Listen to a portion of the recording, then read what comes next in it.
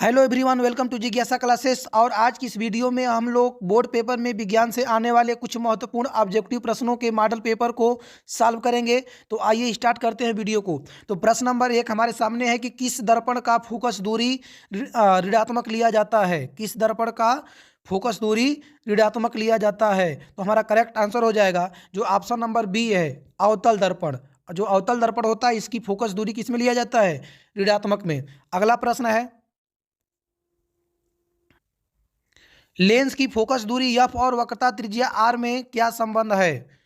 Lens की focus दूरी F और वक्रता त्रिज्या आर में क्या संबंध है। तो इसका करेक्ट आंसर हो जाएगा जो ऑप्शन नंबर बी है, क्या, एफ बराबर आर बाई टू। एफ बराबर आर बाई टू।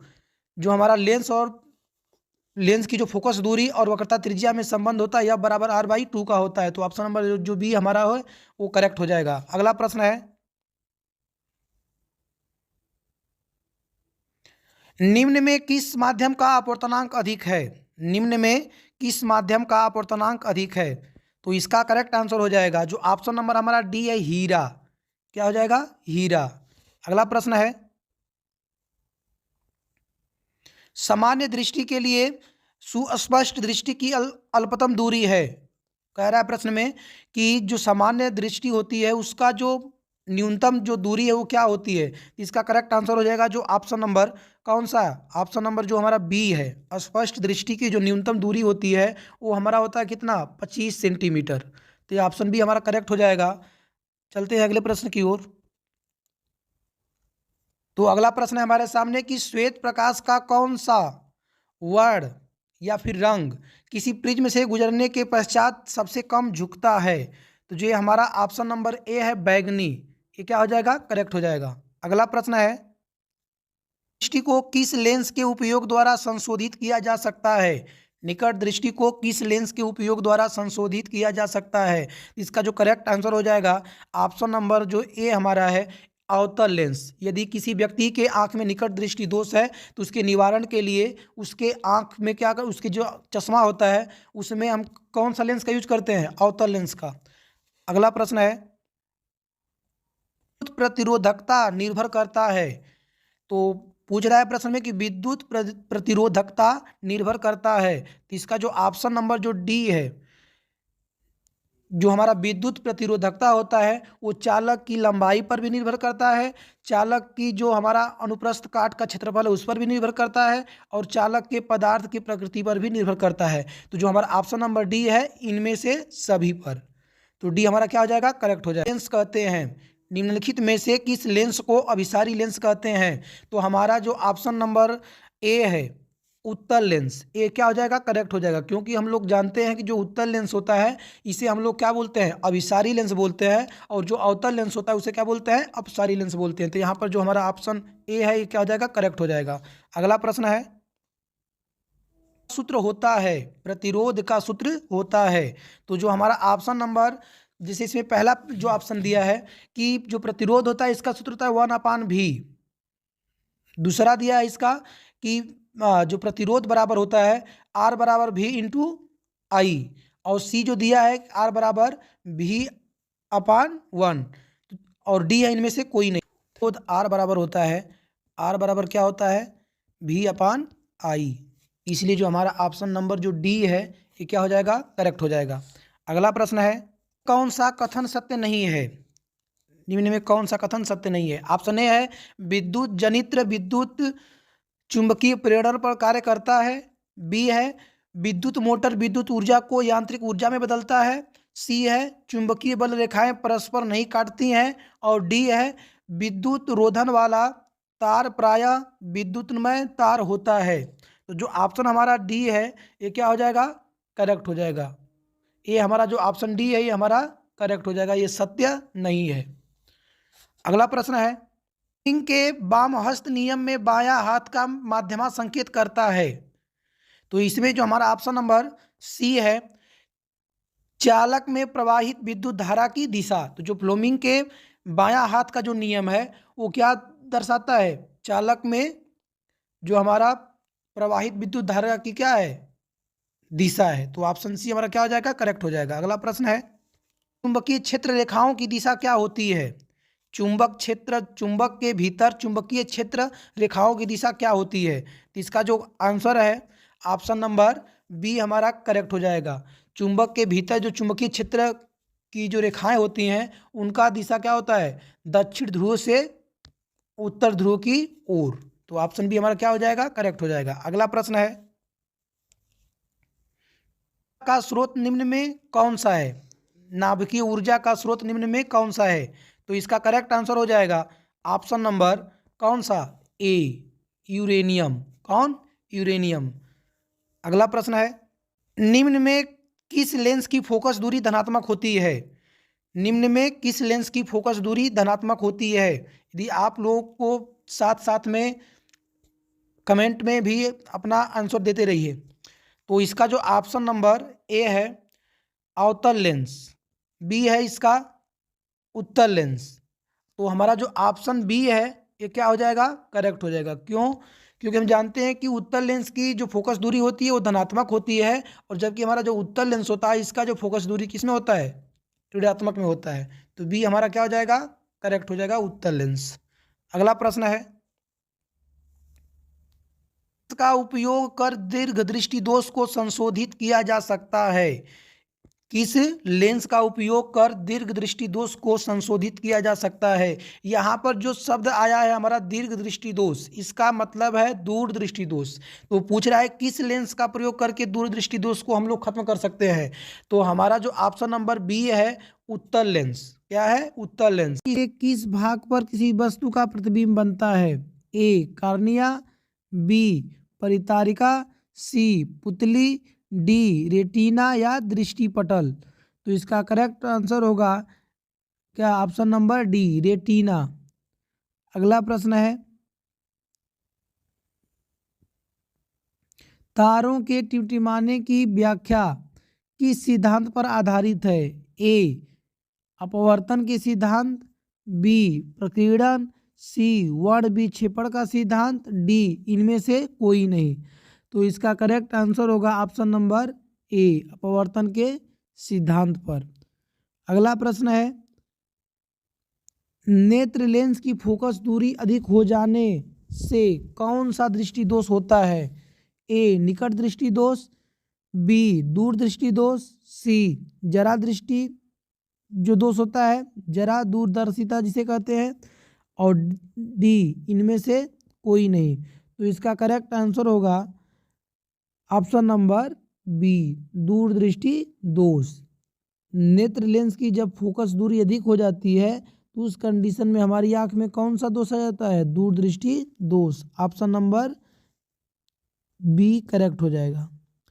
अगला प्रश्न है, नेत्र में किसी वस्तु का बना प्रतिबिंब होता है? ए, काल्पनिक सीधा तथा छोटा, बी, काल्पनिक उल्टा तथा बड़ा, सी, वास्तविक उल्टा तथा छोटा, डी, वास्तविक उल्टा तथा बड़ा। तो इसका करेक्ट आंसर होगा ऑप्शन नंबर सी, मानव नेत्र में जो प्रतिबिंब बनता है वो वास्तविक उल्टा और क्या होता है? छोटा होता है। अगला प्रश्न है, जो नेत्र निकट स्थित वस्तुओं को स्पष्ट नहीं देख पाता उस नेत्र में होता है? ए, दूरदृष्टि दोष, बी, निकट दृष्टि दोष, सी, जरा दृष्टि दोष, डी, वैडांधता। तो इसका करेक्ट आंसर होगा कि जब दूरदृष्टि दोष जो होता है हमारी आंख में, तो इस कंडीशन में हम क्या करते हैं कि नेत्र के निकट स्थित वस्तुओं को नहीं देख पाते हैं। तो हमारा आंसर क्या हो जाएगा? ऑप्शन नंबर ए करेक्ट हो जाएगा। अगला प्रश्न है, श्वेत प्रकाश की किरण जब किसी प्रिज्म से होकर गुजरती है तब जो रंग वर्ण सबसे अधिक विचलित होता है वह है? ए, नीला, बी, लाल, सी, बैगनी, डी, नीला और लाल दोनों। तो हम लोग जानते हैं कि जो वर्ण विक्षेपण होता है सबसे अधिक किस कलर का होता है? बैगनी। तो ऑप्शन नंबर सी क्या हो जाएगा? करेक्ट हो जाएगा। अगला प्रश्न है,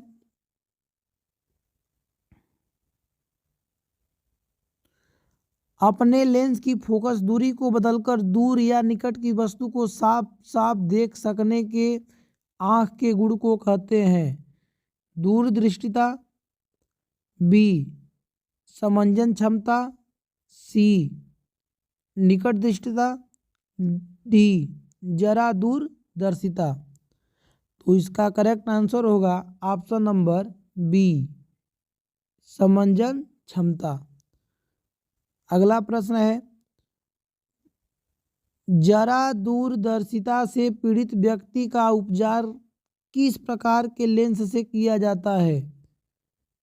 ए अवतल, बी बाइफोकल, सी अपसारी, डी अभिसारी। तो जो व्यक्ति जरा दृष्टि दोष से पीड़ित होते हैं उनके उपचार के लिए हम लोग बाइफोकल का यूज करते हैं। तो ऑप्शन नंबर बी क्या हो जाएगा? करेक्ट हो जाएगा। अगला प्रश्न है एक स्वस्थ मानव नेत्र के लिए निकट तथा दूर बिंदु क्रमशः होते हैं। ए 0 एवं 25 मीटर, 0 एवं अनंत, 25 सेंटीमीटर एवं 250 सेंटीमीटर और 25 सेंटीमीटर एवं अनंत। तो जो एक व्यक्ति होता है तो एक स्वस्थ मानव का जो नेत्र है इसका निकटतम बिंदु होता है 25 सेंटीमीटर और अधिकतम बिंदु क्या होता है? जो दूर बिंदु होता है वो होता है हमारा अनंत। तो ऑप्शन नंबर डी क्या हो जाएगा? करेक्ट हो जाएगा। अगला प्रश्न है विभिन्न दूरियों पर की वस्तुओं के प्रतिबिंब को फोकस करने के लिए आंख के लेंस की फोकस दूरी परिवर्तित होती है। ए पुतली द्वारा, बी रेटिना द्वारा, सी सिलियरी पेशियों द्वारा, डी आइरिस द्वारा। तो इसका करेक्ट आंसर होगा ऑप्शन नंबर सी। अगला प्रश्न है जो नेत्र दूर स्थित वस्तुओं को स्पष्ट नहीं देख पाता उस नेत्र में होता है ए दूर दृष्टि दोष, बी निकट दृष्टि दोष, सी जरा दृष्टि दोष और डी वैरांधता। तो इसका करेक्ट आंसर होगा ऑप्शन नंबर बी निकट दोष। जो दृष्टि दोष होता है इसी दोष से पीड़ित व्यक्ति क्या करता है? दूर स्थित वस्तु को स्पष्ट नहीं देख पाता है। अगला प्रश्न है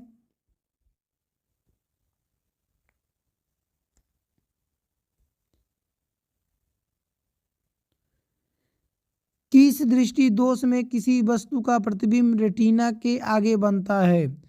ए निकट दृष्टि दोष, बी दूर दृष्टि दोष, सी जरा दूरदर्शिता में, डी इनमें से कोई नहीं। तो इसका करेक्ट आंसर होगा ऑप्शन नंबर ए निकट दृष्टि दोष में जो वस्तु का प्रतिबिंब है वो रेटिना के आगे बनता है। तो ऑप्शन नंबर ए हो जाएगा हमारा करेक्ट। अगला प्रश्न है नेत्र की समंजन क्षमता कम हो जाने से उत्पन्न होता है। ए निकट दृष्टि दोष, बी दूर दृष्टि दोष, सी जरा दृष्टि दोष और डी वैरांधता। तो जब नेत्र की समंजन क्षमता कम हो जाती है तो उस कंडीशन में हमारी आंख में जो रोग उत्पन्न होता है उसे बोलते हैं जरा दृष्टि दोष। तो ऑप्शन नंबर बी क्या सी क्या हो जाएगा? करेक्ट हो जाएगा। अगला प्रश्न है चंद्रमा पर खड़े अंतरिक्ष यात्री को आकाश प्रतीत होता है। ए नीला, बी उजला, सी लाल, डी काला। तो इसका करेक्ट आंसर होगा ऑप्शन नंबर डी काला। अगला प्रश्न है श्वेत रंग कितने रंगों के मेल से बना है? ए 3, बी 4, सी 5, डी 7। तो आंसर होगा इसका ऑप्शन नंबर डी 7 रंगों से। अगला प्रश्न है दूर अगला प्रश्न है, दृश्य प्रकाश में किस वर्ण का तरंग दैर्ध्य अधिकतम होता है? ए बैगनी, बी लाल, सी नीला, डी पीला। तो ये सबको पता है कि जो रेड कलर होता है, लाल रंग जो होता है, इसका तरंग दैर्ध्य सबसे अधिक होता है। अगला प्रश्न है, इंद्रधनुष। इंद्रधनुष का बनना किस परिघटना पर आधारित है? ए प्रकाश का परावर्तन, बी प्रकाश का अपवर्तन, सी प्रकाश का वर्ण विक्षेपण, डी इनमें से कोई नहीं। तो इंद्रधनुष का बनना जो है वो प्रकाश वर्ण विक्षेपण की घटना पर आधारित है, तो इसलिए ऑप्शन नंबर सी जो हमारा है वो करेक्ट हो जाएगा। अगला प्रश्न है, जो नेत्र निकट स्थित वस्तु को साफ नहीं देख सकता उस नेत्र में होता है? ए दूरदृष्टि दोष, बी निकट दृष्टि दोष, सी जरा दृष्टि दोष और डी प्रौढ़ांधता। तो जो नेत्र निकट की स्थित वस्तु को साफ नहीं देख सकता उसकी आंख में जो दोष होता है उसे हम बोलते हैं दूरदृष्टि दोष। तो ऑप्शन नंबर ए क्या हो जाएगा हमारा? करेक्ट हो जाएगा। अगला प्रश्न है, किसी कोलाइडी विलयन में निलंबित कणों से प्रकाश के प्रकीर्णन को कहा जाता है? ए वायुमंडलीय प्रभाव, बी किंडल प्रभाव, सी टिंडल प्रभाव, डी क्विंटल प्रभाव। तो इसका करेक्ट आंसर होगा ऑप्शन नंबर कौन सा? सी। किसी कोलाइडी विलयन में निलंबित कणों से प्रकाश का प्रकीर्णन को क्या बोलते हैं? टिंडल प्रभाव कहते हैं। अगला प्रश्न, सामान्य मानव नेत्र को दूरबिंदु ए 25 सेमी पर होता है, बी 25 mm पर होता है, सी 25 मीटर पर होता है और डी अनंत पर होता है। यदि कोई व्यक्ति स्वस्थ है तो उसकी जो नेत्र है उसका अधिकतम जो दूर बिंदु होता है वो अनंत पर होता है और न्यूनतम कितना होता है? तो न्यूनतम 25 मीटर पर होता है। अगला प्रश्न है, निकट दृष्टि दोष वाले व्यक्ति के चश्मे में होता है?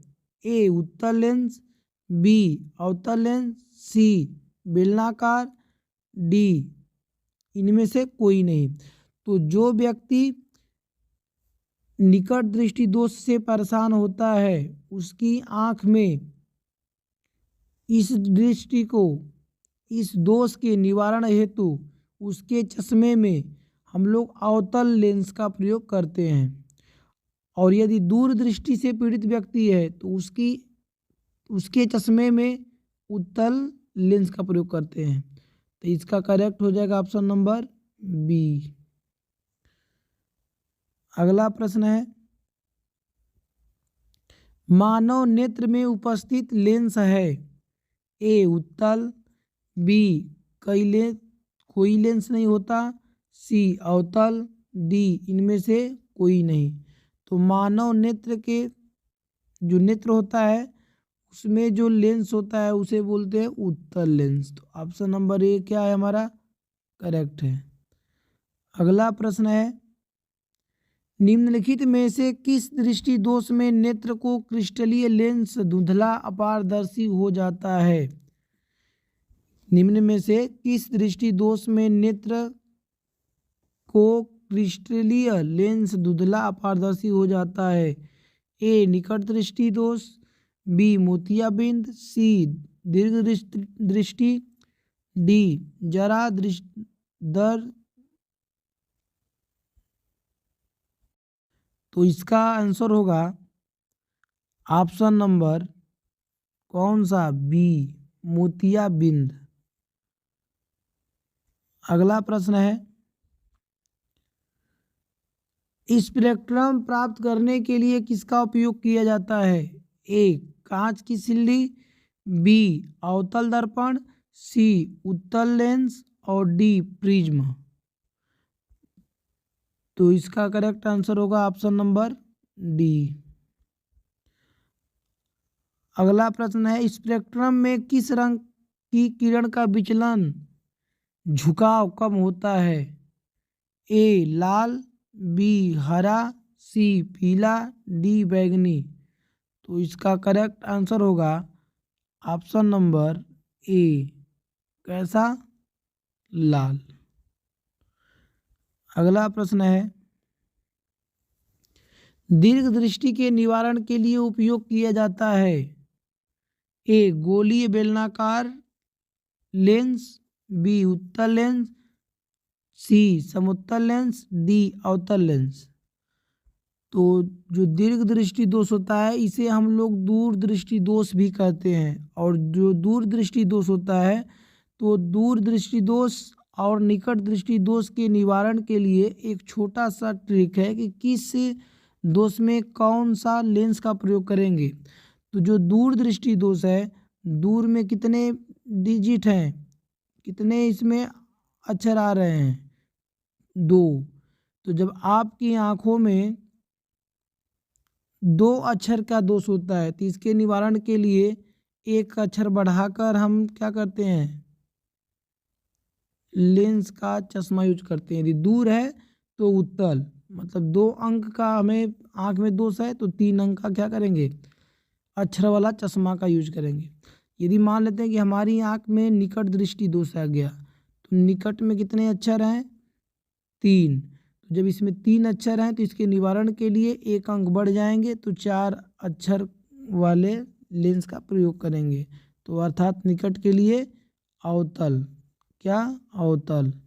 तो इसे भूलना नहीं है। दूर दृष्टि दोष है आँख में तो उत्तल लेंस का प्रयोग करेंगे, निकट दृष्टि दोष है तो अवतल लेंस का। तो इसका करेक्ट आंसर क्या हो जाएगा? Option number B. अगला प्रश्न है प्रिज्म से प्रकाश का कौन सी परिघटना घटती है? ए परावर्तन, बी अपवर्तन, सी वर्ण विक्षेपण, डी इनमें से कोई नहीं। तो इसका आंसर होगा ऑप्शन नंबर सी, वर्ण विक्षेपण। अगला प्रश्न है प्रकाश के किस रंग का तरंग दैर्ध्य सबसे कम होता है? ए बैगनी, बी लाल, सी लाल और डी इनमें से कोई नहीं। तो इसका करेक्ट आंसर होगा ऑप्शन नंबर ए, बैगनी। अगला प्रश्न है आकाश का रंग नीला प्रतीत होता है? ए प्रकाश के परावर्तन के कारण, बी प्रकाश के प्रकीर्णन के कारण, सी प्रकाश के अपवर्तन के कारण और डी इनमें से कोई नहीं। तो इसका करेक्ट आंसर होगा ऑप्शन नंबर बी, प्रकाश के प्रकीर्णन के कारण। अगला प्रश्न है आँख व्यवहार होता है, जो आँख का व्यवहार है वो कह रहा होता है अवतल दर्पण की तरह, उत्तल लेंस की तरह, समतल दर्पण की तरह, डी इनमें से कोई नहीं। तो जो आँख होता है इसका व्यवहार किसकी तरह होता है? उत्तल लेंस की तरह। तो ऑप्शन नंबर बी क्या है हमारा? करेक्ट है। अगला प्रश्न है एक साधारण प्रिज्म कितने सतहों से घिरा होता है? ए 6, बी 4, सी 5, डी इनमें से कोई नहीं। तो जो प्रिज्म की में सतहों की संख्या कितनी होती है कुल? 5। ऑप्शन नंबर सी हमारा क्या है? सही है। अगला प्रश्न है यदि किसी वस्तु का प्रतिबिंब रेटिना के पीछे बनता है तो वह व्यक्ति किस दोष से पीड़ित है? ए दूरदृष्टि दोष, बी निकट दृष्टि दोष, सी जरा दूरदर्शिता, डी इनमें से कोई नहीं। इसका करेक्ट आंसर होगा जैसा कि हम जानते हैं यदि वस्तु का प्रतिबिंब रेटिना से आगे बनता है, रेटिना से आपका आगे बनता है। तो जब रेटिना से आगे बनेगा तो कौन सा दोष होगा? निकट दृष्टि दोष। और जब रेटिना के पीछे बनेगा तो उस कंडीशन में हमारी आंख में कौन सा दोष होता है? दूरदृष्टि दोष। तो हमारा आंसर क्या हो जाएगा? एक करेक्ट हो जाएगा। अगला प्रश्न है, तो यहाँ से हमें याद कर लेना है कि यदि मानव नेत्र में प्रतिबिंब रेटिना के पीछे बनता है तो निकट दृष्टि दोष, और यदि प्रतिबिंब रेटिना के पीछे बनेगा तो दूरदृष्टि दोष, और रेटिना के आगे बनेगा तो निकट दृष्टि दोष। अगला प्रश्न है, किसी माध्यम में छोटे छोटे कणों के निलंबन को कहा जाता है? ए कोलाइड, बी पुंज, सी प्रकाश, और डी इनमें से कोई नहीं। तो जैसा कि हम जानते हैं कि किसी माध्यम में छोटे छोटे कणों का जो निलंबन होता है इसे हम लोग कोलाइड कहते हैं। अच्छा, पुंज किसे कहते हैं? तो पुंज हम पीछे बताए थे कि ये क्या होता है? किरणों का समूह होता है। किरणों के समूह को क्या बोलते हैं? पुंज बोलते हैं। तो हमारा इसका करेक्ट आंसर हो जाएगा ऑप्शन नंबर ए। अगला प्रश्न है, नेत्र गोलक का व्यास लगभग होता है 2.3, 2.4, 3.3 और 3.4। तो इसका जो हमारा नेत्र गोलक होता है उसका व्यास लगभग 2.3 सेंटीमीटर होता है। अगला प्रश्न है, विद्युत सिग्नल कौन उत्पन्न करता है? ए परितारिका, बी प्रकाश सुग्राही, सी पुतली, डी इनमें से कोई नहीं। तो ऑप्शन नंबर इसका कौन सा करेक्ट होगा? बी। अगला प्रश्न है, सिग्नलों की व्याख्या कहाँ होती है? ए मस्तिष्क में, बी पुतली में, सी रेटिना में, और डी कॉर्निया में। तो इसका करेक्ट आंसर होगा ऑप्शन नंबर ए।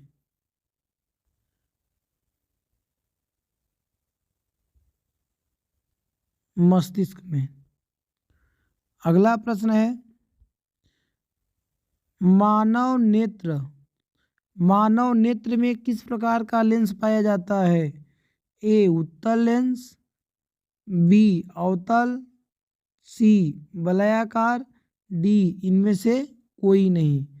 तो मानव नेत्र में जो लेंस पाया जाता है, अभी हमने पीछे देखा तो बताया कि मानव नेत्र में जो लेंस होता है वो कैसा होता है? उत्तल लेंस होता है। अगला प्रश्न,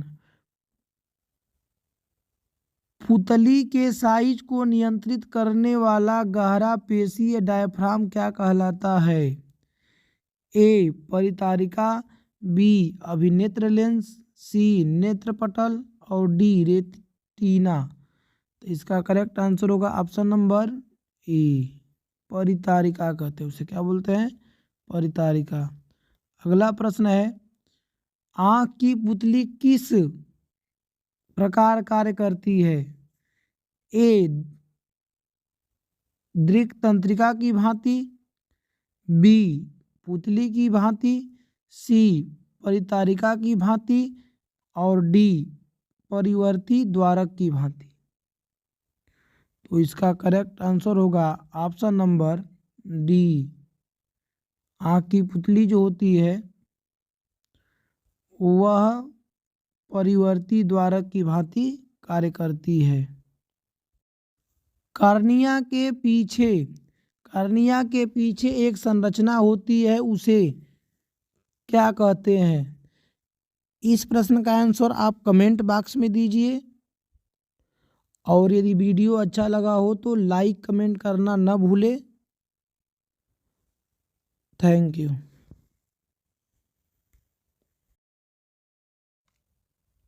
समूह में ऊपर से नीचे जाने पर परमाणु आकार में क्या परिवर्तन होता है? तो इसका करेक्ट आंसर हो जाएगा ऑप्शन नंबर क्या? ए, परमाणु आकार का जो साइज है वो बढ़ता है।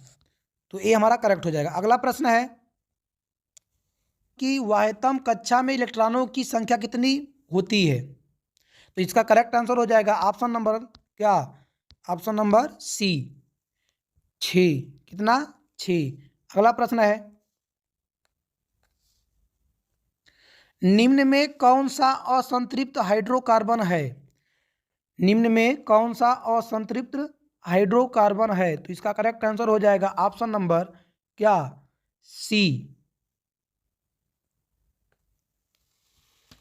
ऑक्सीजन की संयोजकता है, ऑक्सीजन की संयोजकता है, तो इसका करेक्ट आंसर है तो हमारा ऑप्शन नंबर कौन सा, सी। ऑक्सीजन की संयोजकता कितनी होती है, 2 होती है। अगला प्रश्न है, का पीएच मान होना चाहिए, अम्लीय वर्षा के जल का पीएच मान होना चाहिए। तो इसका आंसर हो जाएगा जो हमारा ऑप्शन बी है, 5.6 से कम, 5.6 से कम। अगला प्रश्न है, टायरिक अम्ल निम्नलिखित में से किसमें पाया जाता है, टायरिक अम्ल निम्नलिखित में से किसमें पाया जाता है। तो इसका जो आंसर इसका है, ये सबको पता है कि जो हमारा ऑप्शन डी है, इमली, इमली में कौन सा अम्ल पाया जाता है, टायरिक अम्ल। तो डी हमारा ऑप्शन क्या हो जाएगा, करेक्ट हो जाएगा। अगला प्रश्न है, तो इलेक्ट्रॉनों को त्याग कर धनायन आयन बनाते हैं कहे जाते हैं। इसका करेक्ट आंसर हो जाएगा नंबर बी, क्या, धातु। ऐसे तत्व जो इलेक्ट्रॉन त्याग कर धनायन बनाने की प्रवृत्ति रखते हैं उन्हें हम क्या बोलते हैं, धातु बोलते हैं। अगला प्रश्न है, लेपित करने की क्रिया को कहते हैं। तो इसका आंसर हो जाएगा ऑप्शन नंबर सी, क्या, गैल्वनीकरण। तो हमारा सी ऑप्शन क्या हो जाएगा, करेक्ट हो जाएगा। अगला प्रश्न है, कौन सा संयोजी यौगिक है। तो ऑप्शन जो सी है इसका, CH4, क्या, CH4, ये क्या है, एक सहसंयोजी यौगिक है। अगला प्रश्न है, आभूषण बनाने वाला सोना होता है, आभूषण बनाने वाला सोना होता है। तो इसका आंसर हो जाएगा जो ऑप्शन नंबर सी है, 22 कैरेट का। कितने का होता है, 22 कैरेट का। अगला प्रश्न है, निम्न में कौन सा कथन उत्कृष्ट तत्व है, निम्न में कौन सा उत्कृष्ट तत्व है। हो जाएगा जो ऑप्शन नंबर हमारा सी है, आर्गन। आर्गन एक प्रकार की क्या है, ये हमारा उत्कृष्ट तत्व है। अगला प्रश्न है,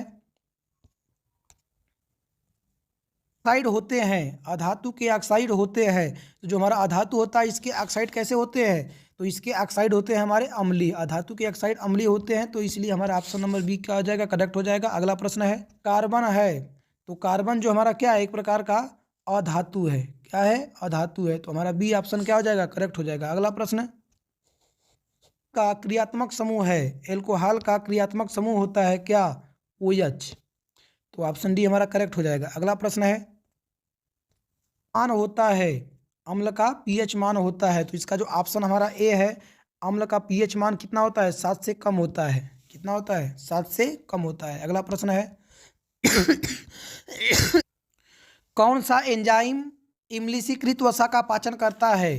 तो ऑप्शन जो हमारा इसमें सी है, लाइपेज, ये हमारा क्या हो जाएगा, करेक्ट हो जाएगा। अगला प्रश्न,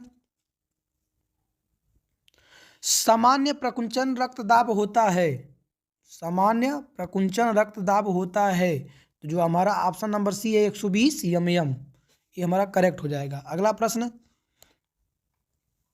संश्लेषण द्वारा बना भोजन पादप के अन्य भागों में किसके द्वारा भेजा जाता है। तो जो हमारा ऑप्शन बी है, क्या, फ्लोएम द्वारा। किसके द्वारा, फ्लोएम द्वारा। तो ये हमारा बी क्या हो जाएगा, करेक्ट हो जाएगा। अगला प्रश्न, उस पौधा का नाम बताएं जो कलम द्वारा कायिक प्रवर्धन को प्रदर्शित करता है।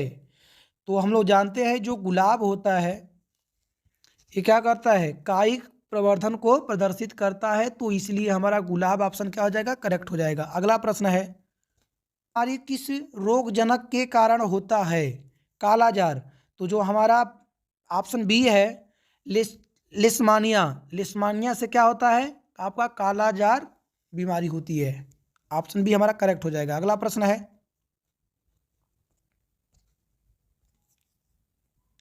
निम्न में कौन सा द्विलिंगी पुष्प है? निम्न में कौन सा द्विलिंगी पुष्प है?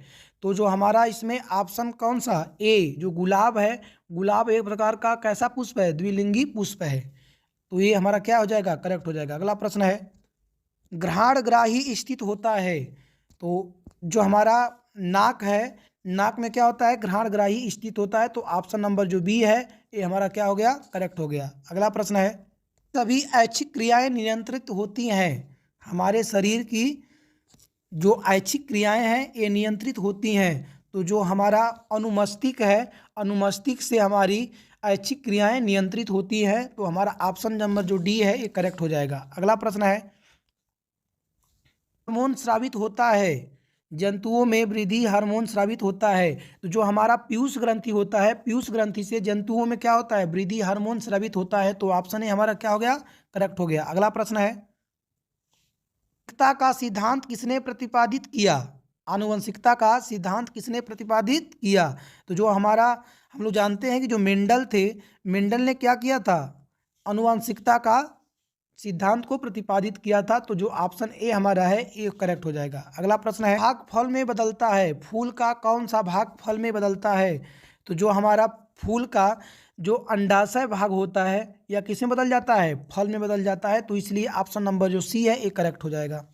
अगला प्रश्न है, जैव निम्नीकरणीय कचरा है। निम्न में कौन जैव निम्नीकरणीय कचरा है? तो जो हमारा टिश्यू पेपर है, क्या टिश्यू पेपर, यह क्या है? जैव निम्नीकरणीय कचरा है। तो ऑप्शन डी हमारा क्या हो जाएगा? करेक्ट हो जाएगा। अगला प्रश्न है, अगला प्रश्न है हमारे सामने, आहार तथा पाइन किस राज्य की जल संग्रहण व्यवस्था है? तो जो हमारा बिहार है, बिहार राज्य का जो है इसमें आहार तथा पाइन राज्य का एक प्रकार का जल संग्रहण की व्यवस्था है। तो डी हमारा क्या हो जाएगा? करेक्ट हो जाएगा। अगला प्रश्न है, साधनों का प्रबंधन के लिए सबसे उपयुक्त विकल्प निम्न में से कौन है? तो जो हमारा ऑप्शन नंबर बी है, पुनः चक्रण। पुनः चक्रण क्या हो जाएगा? ये करेक्ट हो जाएगा। ये प्राकृतिक संसाधनों का प्रबंधन के लिए सबसे उपयुक्त विकल्प है पुनः चक्रण का। अगला प्रश्न है, कौन से निम्नांकित में से कौन मलेरिया परजीवी है? तो जो हम लोग जानते हैं कि जो हमारा प्लाज्मोडियम है यह एक प्रकार का क्या है? मलेरिया परजीवी है। तो ऑप्शन ए क्या हो जाएगा? करेक्ट हो जाएगा। अगला प्रश्न है, उत्तम ऊर्जा स्रोत कौन सा है? निम्न में से उत्तम ऊर्जा स्रोत कौन सा है? तो इसका आंसर तो सभी लोगों को पता होगा, जो हमारा बायोमास है यह क्या है? ऊर्जा का उत्तम स्रोत है। अगला प्रश्न है, कोष्ठों की संख्या कितनी होती है? मानव हृदय में कोष्ठों की संख्या कितनी होती है? कमेंट बॉक्स में अपना आंसर देते रहिए। तो जो मानव हृदय होता है इसमें कोष्ठों की जो कुल संख्या होती है ये कितनी होती है? 4। कितनी होती है? 4। अगला प्रश्न है, पोषण की कौन सी विधि पाई जाती है? कवक में पोषण की कौन सी विधि पाई जाती है? आंसर दीजिए इसका। तो जो कवक होता है, कवक में जो हमारा मृत जीवी होते हैं, क्या है? मृत जीवी। तो ऑप्शन जो ए है ये क्या हो जाएगा? करेक्ट हो जाएगा। कवक में पोषण की मृत जीवी क्या होती है? विधि पाई जाती है। अगला प्रश्न है, स्वपोषी पोषण के लिए आवश्यक है। स्वपोषी पोषण के लिए आवश्यक है। तो इसका करेक्ट आंसर हो जाएगा जो हमारा ऑप्शन नंबर कौन सा? डी। क्या है? इनमें से सभी, मतलब स्वपोषी पोषण के लिए क्लोरोफिल की भी आवश्यकता पड़ती है, कार्बन डाइऑक्साइड तथा जल की भी आवश्यकता पड़ती है और सूर्य के प्रकाश का भी आवश्यकता पड़ता है। तो हमारा जो ऑप्शन नंबर क्या है? जो डी है सही हो जाएगा। क्यों? जो स्वपोषी पोषण होता है जो खुद मतलब स्वयं पर निर्भर रहते हैं। जैसे आप जानते हैं कि जो पेड़ पौधे होते हैं ये अपना भोजन स्वयं बनाते हैं, तो इन्हें स्वपोषी की श्रेणी में रखा गया है। और इनकी पत्तियां हरी क्यों रहती हैं? तो क्लोरोफिल के कारण। तो क्लोरोफिल जो होता है हमारा, इसके लिए आपको क्या चाहिए? इसके निर्माण के लिए आपको कार्बन डाइऑक्साइड तथा जल की भी आवश्यकता चाहिए और सूर्य के प्रकाश की भी आवश्यकता चाहिए। क्यों? क्योंकि जानते हैं कि जो पौधे अपना भोजन होते हैं वो सूर्य के प्रकाश में ही बनाते हैं। तो जो हमारा ये जितने भी ऑप्शन हैं ABC, ये सब क्या हो जाएंगे? सही हो जाएंगे। अगला प्रश्न है, आता है मैग्नीशियम पाया जाता है। इसका करेक्ट आंसर अभी हम लोगों ने पढ़ा, क्लोरोफिल। क्या? क्लोरोफिल। मैग्नीशियम क्लोरोफिल में पाया जाता है। अगला प्रश्न, पादप हार्मोन नहीं है? निम्नांकित में कौन पादप हार्मोन नहीं है? आंसर दीजिए। निम्नांकित में कौन पादप हार्मोन नहीं है? तो इसका करेक्ट आंसर हो जाएगा जो ऑप्शन नंबर सी है, ऑक्सीटोन, ऑक्सीटोसिन। क्या हो जाएगा? ऑक्सीटोसिन। ऑप्शन नंबर डी हमारा करेक्ट हो जाएगा। अगला प्रश्न है, फूल में नर प्रजनन अंग है, फूल में नर प्रजनन अंग है, तो इसका करेक्ट आंसर हो जाएगा ऑप्शन नंबर कौन सा? ऑप्शन नंबर ए,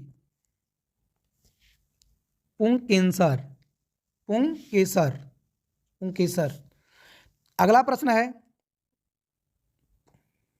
में द्विखंडन नहीं होता है, निम्नलिखित में किसमें द्विखंडन नहीं होता है? इसका करेक्ट आंसर हो जाएगा जो ऑप्शन नंबर बी है, ईस्ट में। क्या है? ईस्ट में। ईस्ट में क्या होता है? द्विखंडन नहीं होता है। अगला प्रश्न है, तंत्र में ऊर्जा का स्रोत है, पारिस्थितिकी तंत्र में ऊर्जा का स्रोत है, तो इसका करेक्ट आंसर हो जाएगा जो ऑप्शन नंबर हमारा कौन सा? ऑप्शन नंबर बी, सूर्य का प्रकाश। अगला, दाढ़ी बनाने के लिए कौन सा दर्पण प्रयुक्त होता है? तो इसका करेक्ट आंसर हो जाएगा ऑप्शन नंबर जो हमारा क्या? सी, अवतल। दाढ़ी बनाने के लिए अवतल दर्पण का प्रयोग करते हैं। अगला प्रश्न है, क्रम में किस रंग की किरण का विचलन अधिक होता है? तो हमारा आंसर हो जाएगा ऑप्शन नंबर डी, जो बैगनी रंग होता है इसका विचलन सबसे क्या होता है? अधिक होता है। अगला प्रश्न है, फोकस दूरी होती है, समतल दर्पण की फोकस दूरी होती है, इसका करेक्ट आंसर हो जाएगा जो ऑप्शन नंबर हमारा ए है, अनंत। समतल दर्पण की फोकस दूरी क्या होती है? अनंत होती है। अगला प्रश्न है, सामने वस्तु को कहाँ रखा जाए ताकि प्रतिबिंब उल्टा, वास्तविक और समान आकार का बने? तो इसका करेक्ट आंसर हो जाएगा जो ऑप्शन नंबर हमारा सी है, वक्रता केंद्र पर। यदि किसी वस्तु को आप अवतल दर्पण में उसके वक्रता केंद्र पर रखते हैं तो जो वस्तु का प्रतिबिंब है वो कैसा बनेगा? उल्टा, वास्तविक और समान आकार का बनेगा। तो जो ऑप्शन सी हमारा क्या हो जाएगा? करेक्ट हो जाएगा। अगला प्रश्न है, तारे के टिमटिमाने का कारण है, तारे के टिमटिमाने का कारण है, तो इसका करेक्ट आंसर हो जाएगा जो ऑप्शन नंबर हमारा सी है, वायुमंडलीय अपवर्तन। वायुमंडलीय अपवर्तन के कारण जो तारे हैं वो आकाश में क्या करते हैं? टिमटिमाते हैं। तो हमारा जो ऑप्शन सी है वो क्या हो जाएगा? करेक्ट हो जाएगा। अगला प्रश्न है, ये दृष्टि का अस्थायित्व होता है, तो इसका करेक्ट आंसर हो जाएगा जो ऑप्शन नंबर हमारा ए है, 1/10 सेकेंड, 1/10 सेकेंड। अगला प्रश्न है, काल्पनिक प्रतिबिंब होता है, उत्तल दर्पण से बना काल्पनिक प्रतिबिंब होता है, तो इसका करेक्ट आंसर हो जाएगा जो हमारा ऑप्शन नंबर सी है, सीधा एवं कैसा? क्योंकि इसमें जो हमारा ऑप्शन है थोड़ा सा इसमें मिस्टेक है, ये जो हमारा ए लिखा है इस ए रहेगा हमारा, इसे बोलते हैं हासित। क्या बोलते हैं? हासित। और हासित का मतलब होता है कि वस्तु से छोटा। तो उत्तल दर्पण से बना काल्पनिक जो प्रतिबिंब होता है वो सीधा एवं क्या होता है? वस्तु से छोटा बनता है। तो ऑप्शन जो हमारा सी है वो क्या हो जाएगा? करेक्ट हो जाएगा। अगला प्रश्न है, आवर्धन यम बराबर होता है, अवतल लेंस का आवर्धन यम बराबर होता है, तो इसका करेक्ट आंसर हो जाएगा जो ऑप्शन नंबर हमारा ए है। इस सबको पता होगा कि जो आवर्धन होता है हमारा वो यम बराबर क्या होता है? V/U। अगला प्रश्न है,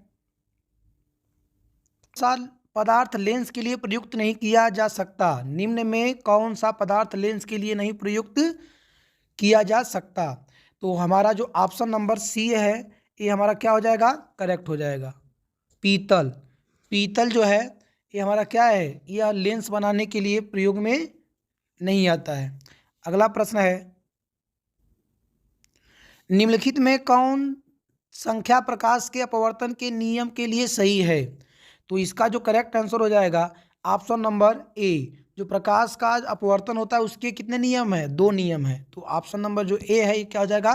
करेक्ट हो जाएगा। अगला प्रश्न है, प्रतिबिंब आँख के जिस भाग पर बनता है वह है, अर्थात प्रश्न पूछ रहा है किसी वस्तु का प्रतिबिंब आँख के जिस भाग पर बनता है उसे क्या कहते हैं?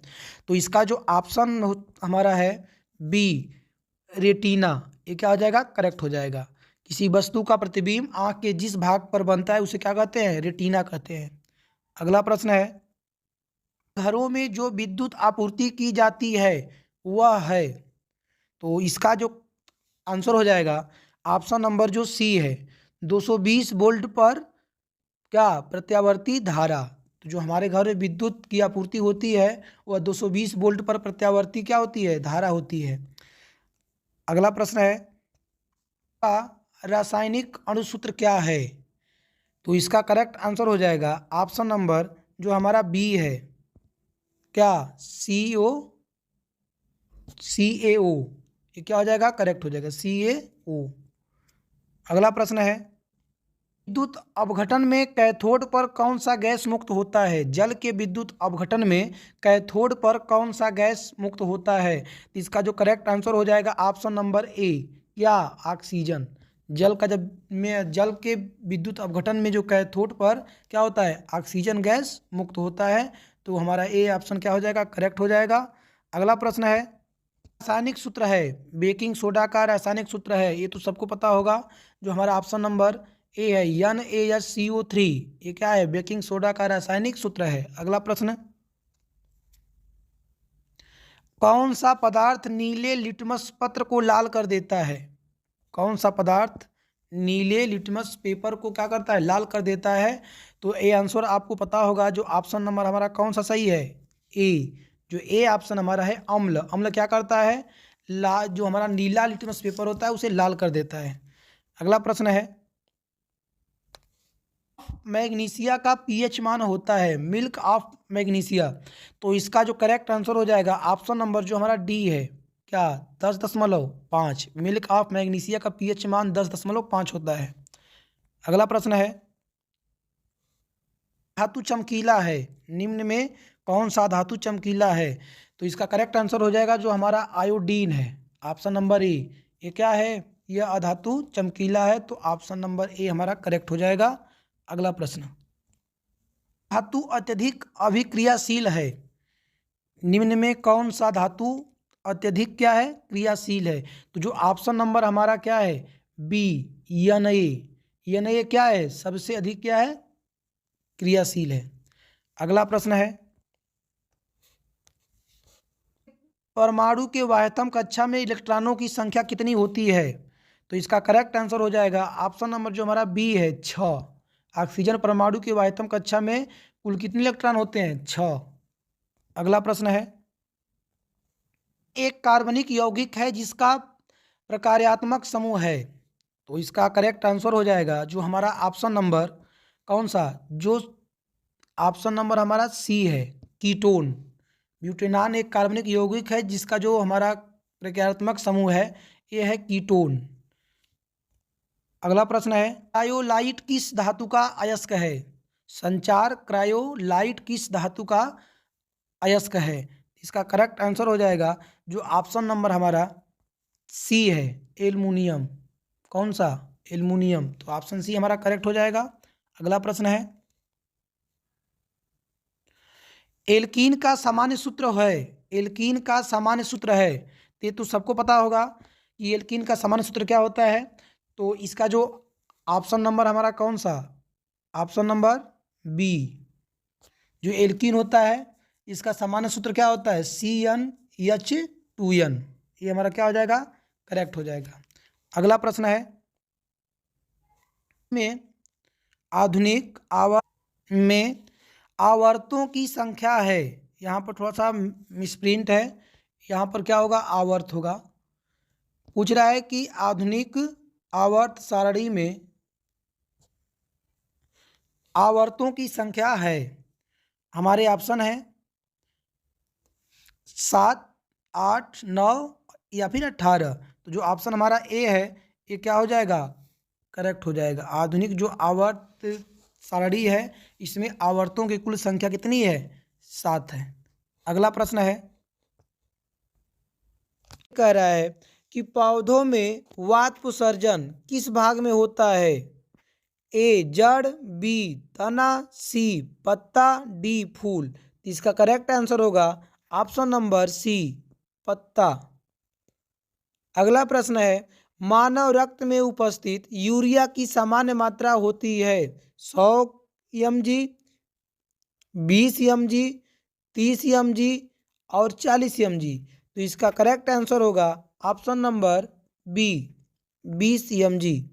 अगला प्रश्न है श्वसन क्रिया के दौरान कितनी प्रतिशत ऊर्जा ताप के रूप में निष्कासित होती है?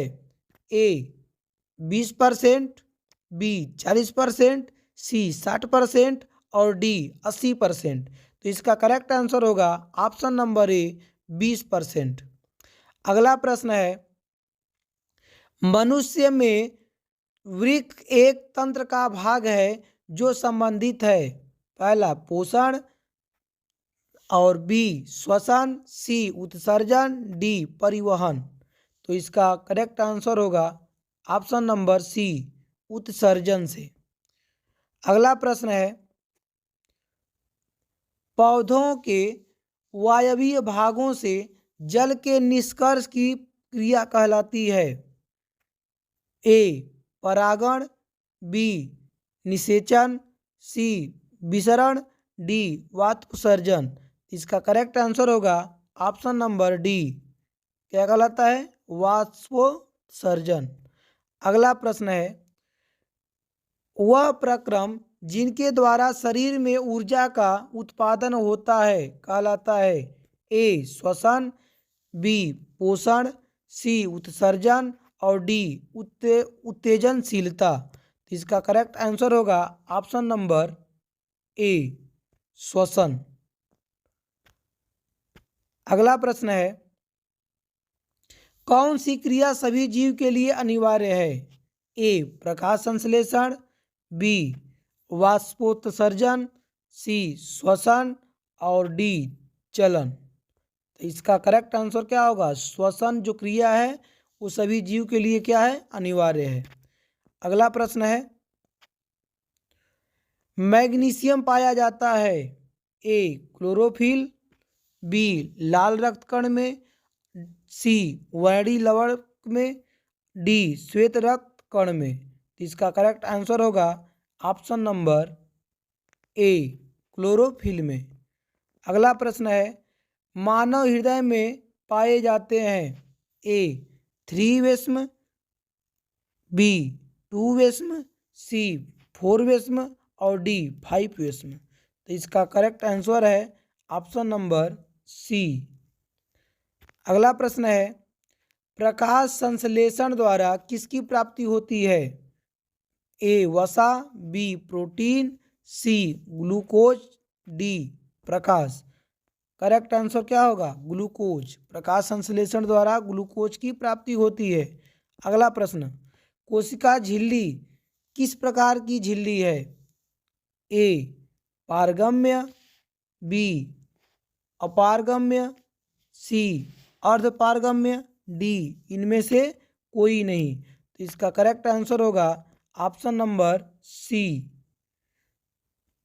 अगला प्रश्न है दही के जमने में निम्नलिखित में से कौन सी क्रिया होती है? ए अपघटन, बी प्रकाश संश्लेषण, सी किण्वन, डी उत्सर्जन।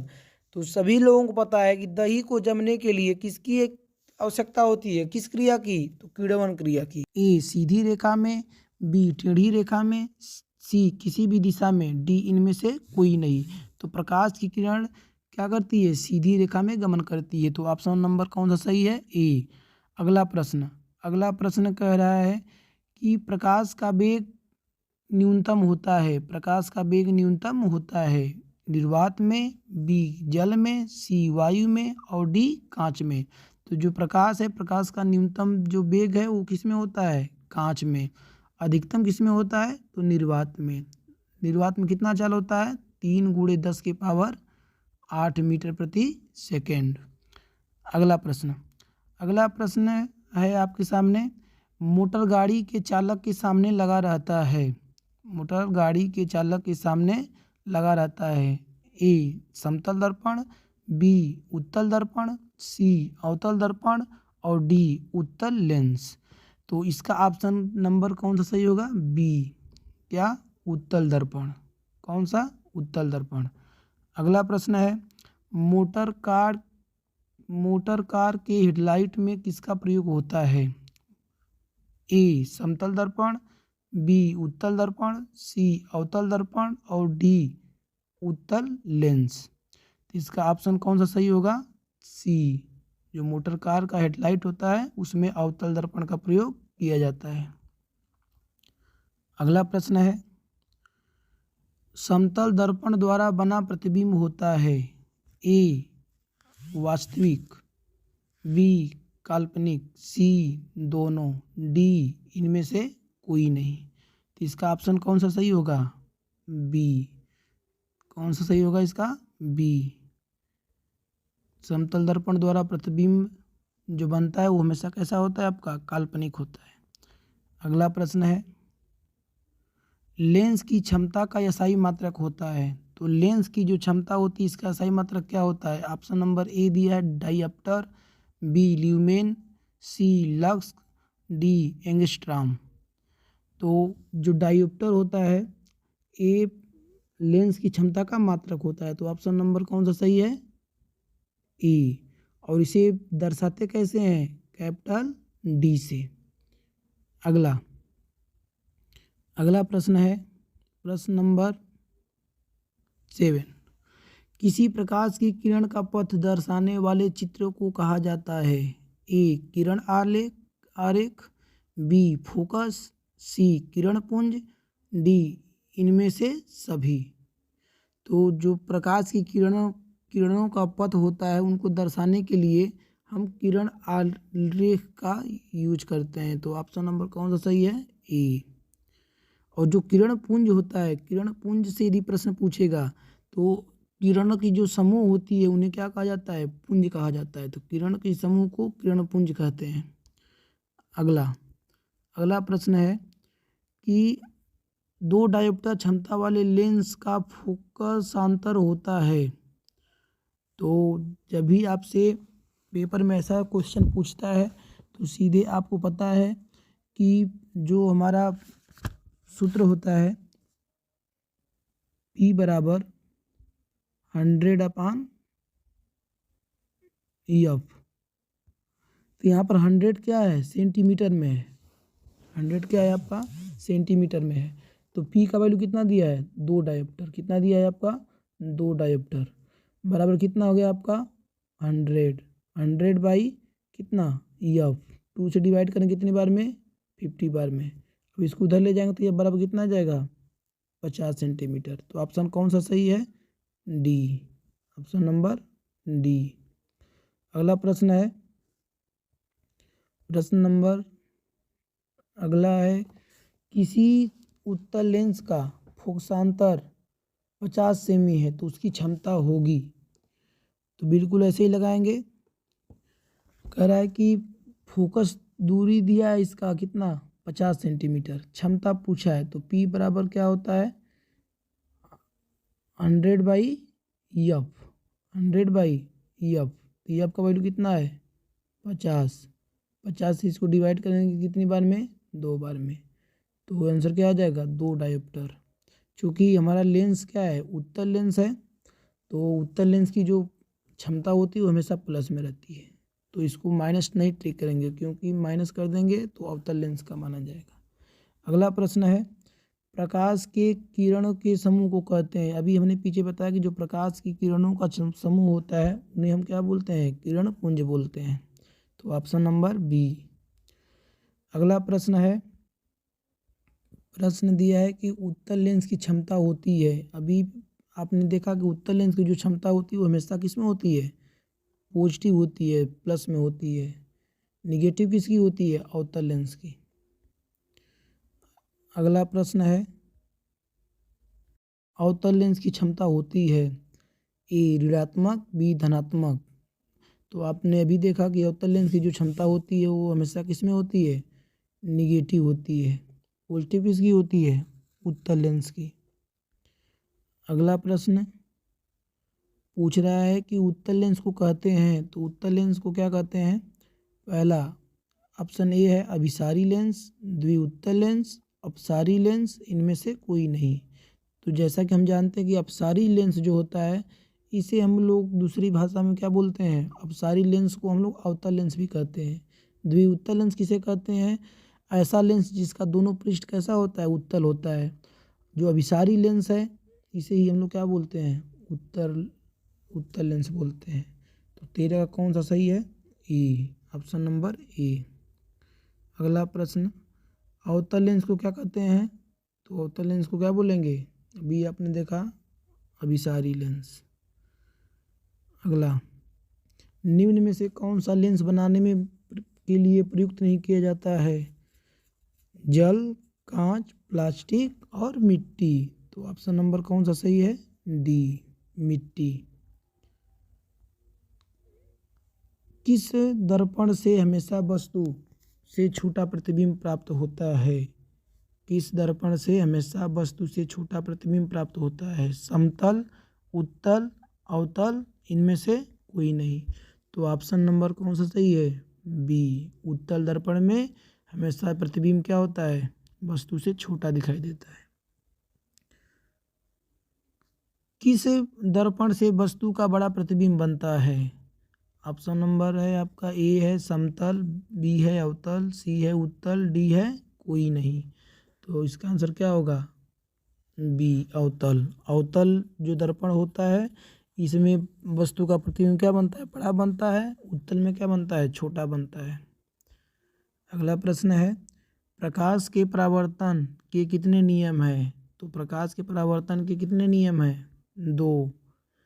पहला नियम क्या है कि यदि कोई हमारा समतल है और इस पर मान लेते हैं कोई किरण आपतित होती है, बीच में हमारा क्या है आपका, ये अभिलंब है। तो पहला नियम कहता है कि परावर्तन के लिए आपतित किरण और तथा परावर्तित किरण अभिलंब पर, आपतन बिंदु पर स्थित अभिलंब तीनों क्या होना चाहिए, एक ही तल में होने चाहिए। दूसरा नियम क्या कहता है कि जो कोण आई है ये हमेशा किसके बराबर होता है, कोण आर के, अर्थात आपतन कोण बराबर परावर्तन कोण। तो ऑप्शन नंबर कौन सा सही है, बी। अगला प्रश्न है, जब प्रकाश की किरण हवा से कांच में प्रवेश करती है तो मुड़ जाती है, इसका अभिलंब से दूर, अभिलंब से निकट, अभिलंब के समांतर, इनमें से कोई नहीं। तो इसका क्या होगा, अभिलंब के निकट, ऑप्शन नंबर बी सही है। 19 का ऑप्शन नंबर कौन सा सही है, बी। अगला प्रश्न, फोटोग्राफी कैमरा का अभिदृश्यक होता है, ए, उत्तल लेंस, बी, अवतल लेंस, सी, उत्तल दर्पण, डी, अवतल दर्पण।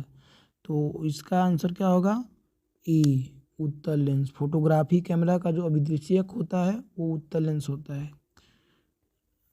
अगला प्रश्न है, साइड मिरर के रूप में प्रयुक्त होता है, ए, अवतल दर्पण, बी, उत्तल दर्पण, सी, उत्तल लेंस और डी, प्रिज्म।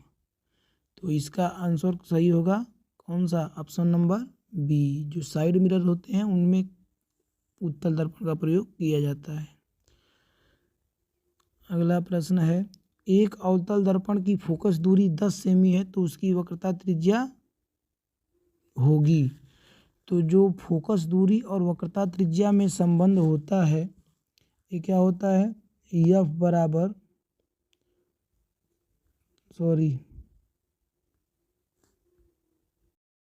ये होता है आर बराबर 2F। तो आर बराबर कितना हो जाएगा, 2 × 10, अर्थात कितना हो जाएगा, 20 सेंटीमीटर। तो इसमें ऑप्शन नंबर कौन सा सही है, बी। कौन सा सही है, बी, ऑप्शन नंबर बी। अगला प्रश्न है, निर्गत किरण एवं अभिलंब के बीच के कोण को कहते हैं, निर्गत किरण एवं अभिलंब के बीच के कोण को कहते हैं, ए, आपतन कोण, बी, परावर्तन कोण, सी, निर्गत कोण, डी, इनमें से कोई नहीं। तो ऑप्शन नंबर कौन सा सही है, सी, निर्गत कोण। क्या बोलते हैं, निर्गत किरण और अभिलंब के बीच के कोण को निर्गत कोण बोलते हैं।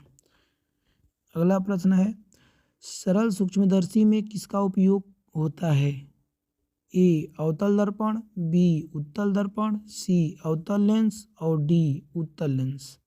तो इसका आंसर कौन सा होगा? जो हमारा सरल सूक्ष्मदर्शी होता है इसमें हम लोग उत्तल लेंस का प्रयोग करते हैं। तो ऑप्शन नंबर कौन सा सही है? डी। किस लेंस के द्वारा सिर्फ काल्पनिक प्रतिबिंब बनता है? किस लेंस के द्वारा सिर्फ काल्पनिक प्रतिबिंब बनता है?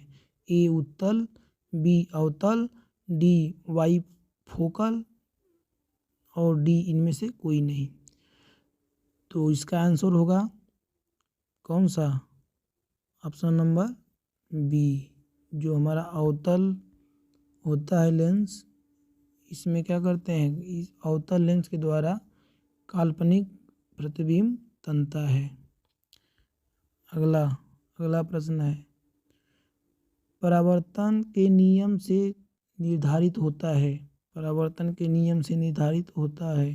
ए आपतन कोण बराबर परावर्तन कोण, बी परावर्तन कोण बराबर अपवर्तन कोण और सी आपतन कोण बराबर विचलन कोण, डी इनमें से कोई नहीं।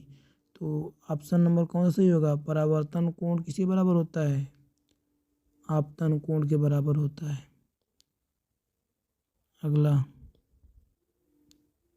काल्पनिक प्रतिबिंब होते हैं। काल्पनिक प्रतिबिंब होते हैं। ए सीधा, बी उल्टा, सी दोनों, डी कोई नहीं। तो जो काल्पनिक प्रतिबिंब होते हैं ये कैसे होते हैं? सीधे होते हैं। ऑप्शन नंबर ए सही है। कौन सा सही है? ए। अगला प्रश्न है, लेंस में मुख्य फोकस की संख्या कितनी होती है?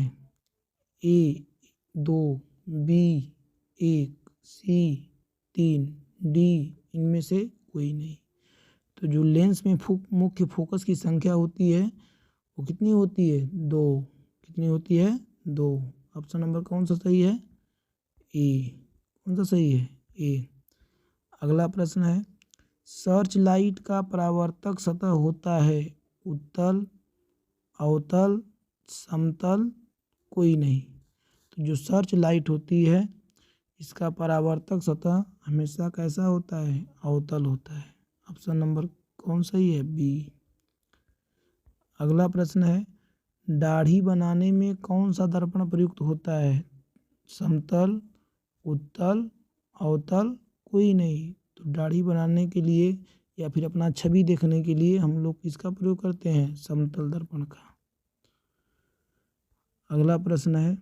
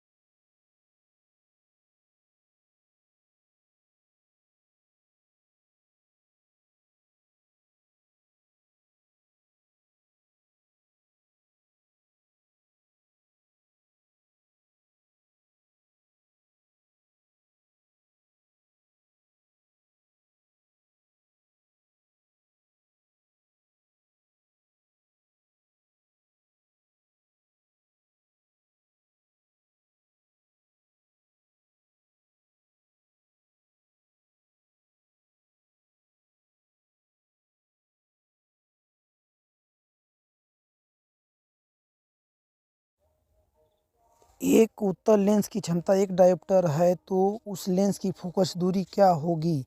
इस प्रश्न का आंसर आप कमेंट बॉक्स में दीजिए। Thank you.